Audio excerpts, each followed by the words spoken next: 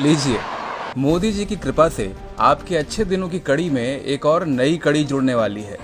अगर आपकी जेब में खनखनाता हुआ खजाना है, तो फिर अच्छे दिनों के इस करिश्माई साल में आप भारतीय रेल को भी खरीद सकते हैं। जी हाँ, अब कागज कलम उठा के ताज़ा खबर नोट कर लीजिए। खबर यह है कि देश के 109 रूट पर चलने वाली 151 रेलगाड़ियों की बोली लगाने के लिए बाजार खोल दिया गया है। इसका सीधा सा मतलब ये है, आइए, बोली लगाइए और ट्रेन खरीद लीजिए। जी हाँ, पड़ गए ना चक्कर में। आज़ाद भारत के इतिहास में ऐसा पहली बार होने जा रहा है। धन्य है पीयूष गोयल जी और धन्य है मोदी जी का विजन। अब तक तो हम और आप सिर्फ ट्रेन का टिकट खरीदते आए थे। अब मोदी जी और पीयूष गोयल की कृपा से कोई भी बिजनेसमैन, धंधे वाला आदमी, कोई भी सेठ जी, कोई भी लाला जी चाहें तो पूरी की पूरी ट्रेन रूट समेत खरीद सकते हैं। और अब सवाल यह है कि सेठ जी ट्रेन खरीदने के बाद करेंगे क्या? अब सेठ जी कोई सरकार तो है नहीं जो आपकी सुविधा के लिए ट्रेन चलाएंगे। वो कमाएंगे मुनाफा और हर उस तरीके से कमाएंगे जैसे वो कमा सकते हैं। वाकई तारीफ करनी होगी मोदी जी की।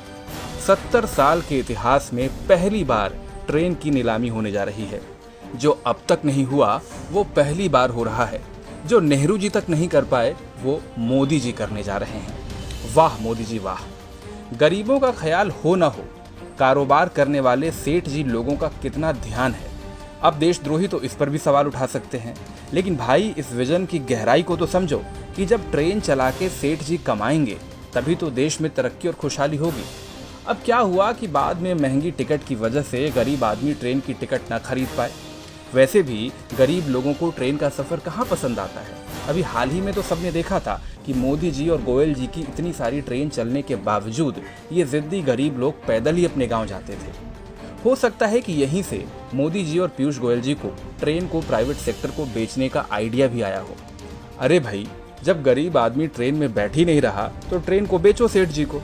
अब देश की सरकार भला क्यों टेंशन ले। सेठ जी चलाएंगे अपनी ट्रेन और कमाएंगे अपना मुनाफा। जिसे ट्रेन में चढ़ना हो चढ़ ले। भाई वाह, गरीब लोगों से लेकर सेठ जी तक के फायदे के बारे में सोचने वाली ऐसी दिलदार सरकार की तारीफ तो बनती है।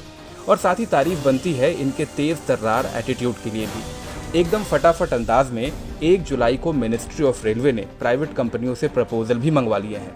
भारत सरकार को उम्मीद है कि इससे वो प्राइवेट कंपनियों से करीब 30,000 करोड़ रुपए तक का इन्वेस्टमेंट जमा करेगी। अब जैसे ही देश के 109 रूट पर 151 ट्रेन की डील हो जाती है, फिर देखिए कैसे कायाकल्प होता है भारतीय रेल का। हो सकता है कि जल्द ही न्यूज चैनल आपको ये भी समझाना शुरू करें कि भारतीय रेल की कृपा बस यही रुकी हुई थी। हरी चटनी के साथ 151 ट्रेन की डील जैसे ही फाइनल होगी, भारतीय रेल पर कृपा एकदम से बरस पड़ेगी। खैर, हम तो पत्रकार हैं। हम तो भारतीय रेल के साल 2004 में फायदा कमाने की खबर से भी एक्साइटेड थे और अब रेल बिकने की खबर सुनकर भी उत्साहित हैं। वो कहते हैं ना, मोदी जी ने किया है तो कुछ सोच समझ के ही किया होगा। अब जाते जाते आप भी कमेंट सेक्शन में अपनी ज्ञान वर्षा जरूर करते जाइएगा।